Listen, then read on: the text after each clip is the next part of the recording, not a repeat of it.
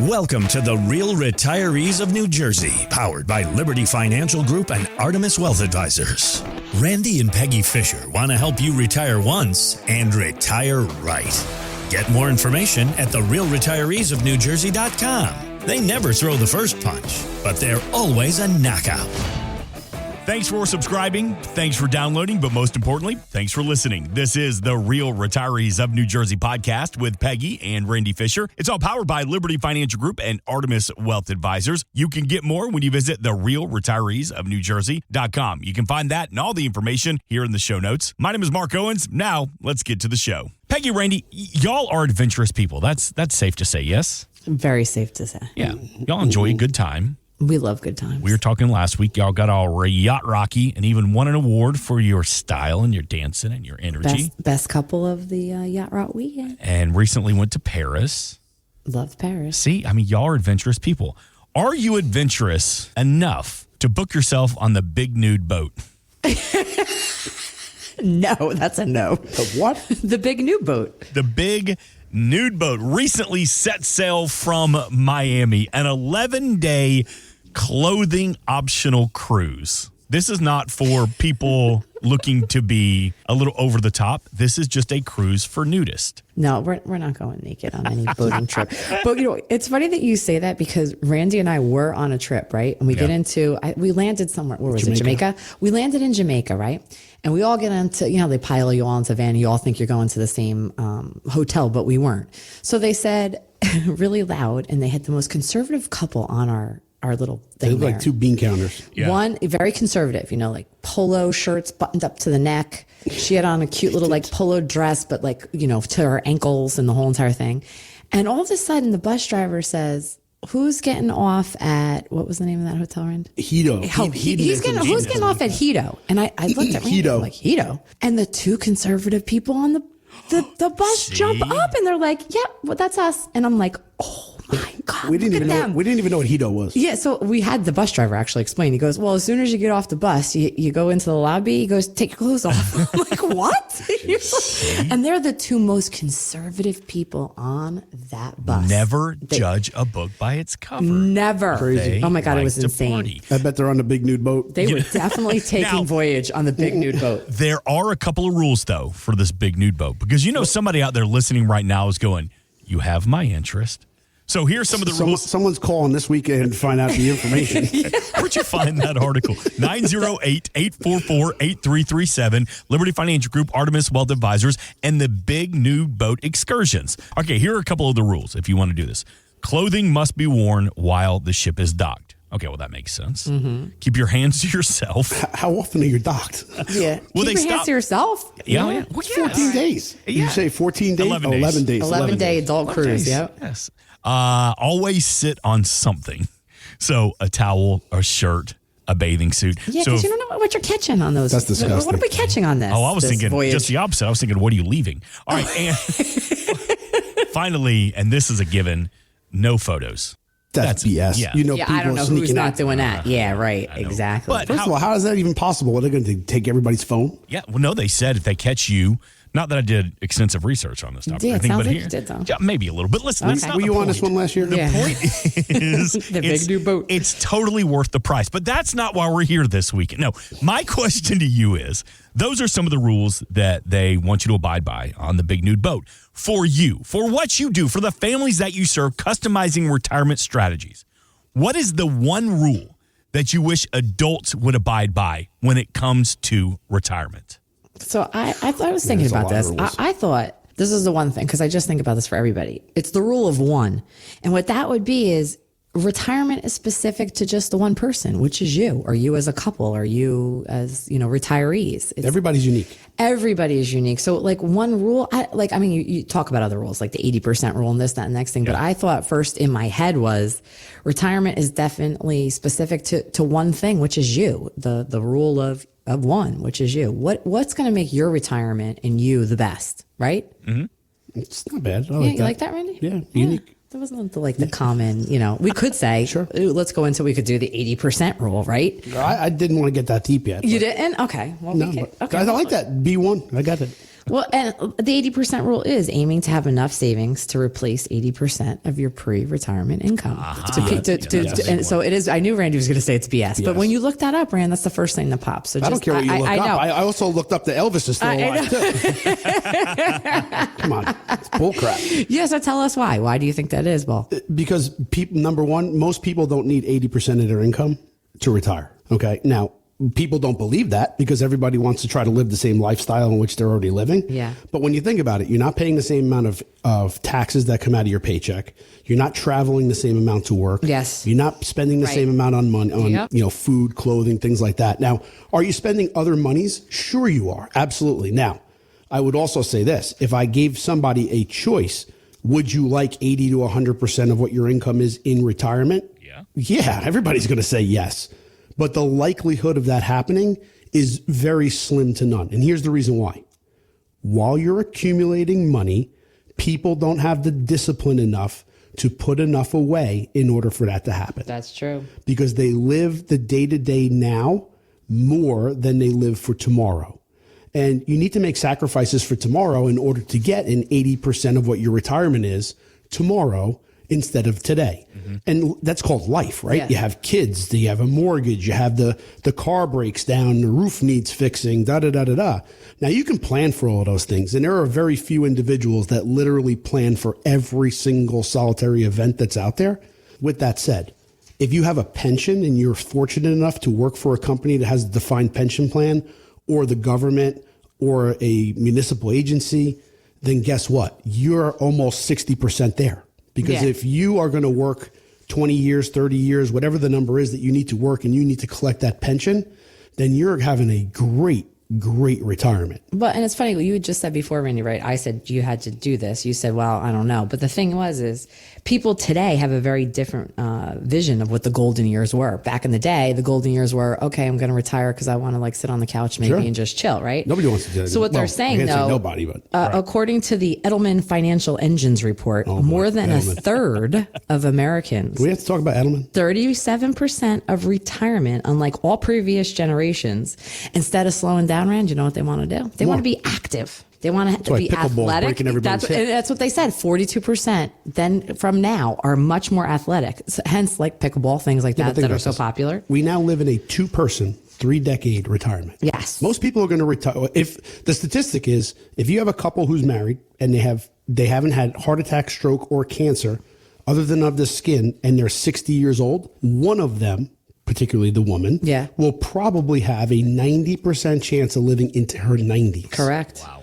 So if you retire at 60 something, you could potentially live into your 90s. That's about a 30-year window for at least one of you, right? So a 2-person, 3-decade retirement. What needs to last that long? Money needs to last. Right? I mean, are you going to be going on cruises at 90? Maybe. Good for you. God bless you. I hope I am. But you know what? If you're not, that's the things we talk about: go-go years, slow-go years, no-go years, right?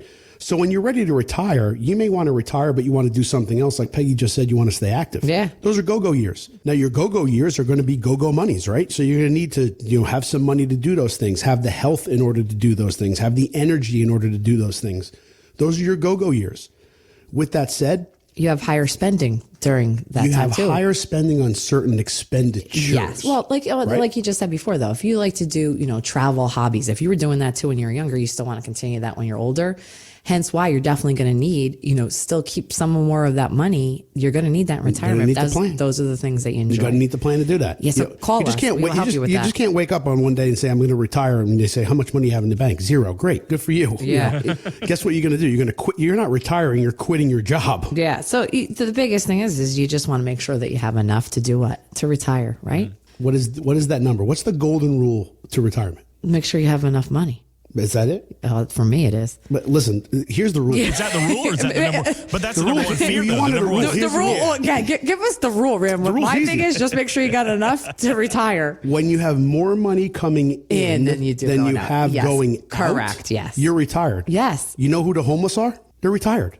I mean, I hate to say it that way, but if you take my definition, the homeless They're retired. Yeah, but I don't think the homeless are going on some extravagant vacations. They're not. They're not living or playing pickleball. I didn't say they're living a glorious, beautiful retirement. Right. I'm just telling you that from the definition of retirement, of more money going in than coming out is retired. By definition. You're retired. Right? So, you say homeless, so as I always say to my kids, right? And what do you say, Rand? We're going to get the Winnebago and just pull up in each one of the kids' driveways every 3 months. We got 3 of them, so we're just going to keep pulling up every 4 months. Let them take care of you for a little bit. That's exactly. I tell them that now. What do you tell them? It's going to be guesswork. Yeah. I'm not even going to tell them which one I'm going to. I'm just going to say I'm leaving. Yeah. Tell your sister or brother. Guess who's coming? I may just pull right back in the driveway. I'm going to leave the house a mess and the dishes. He says that to them all the time, Mark. It's funny you bring that up. He's like, I'm not going to flush the toilets. I'm leaving every cabinet open. I'm not making my bed. The lights are staying on. And all my buddies are coming over too. Yes. Eat all the food. Oh, yeah. Yep. Drinking all the beer. 908-844-8337. Again, 908-844-8337. To have a long form conversation with the team at Liberty Financial Group and Artemis Wealth Advisors about customizing your retirement strategy. It's no cost. It's no obligation. Income is the outcome that matters the most in retirement. 908-844-8337.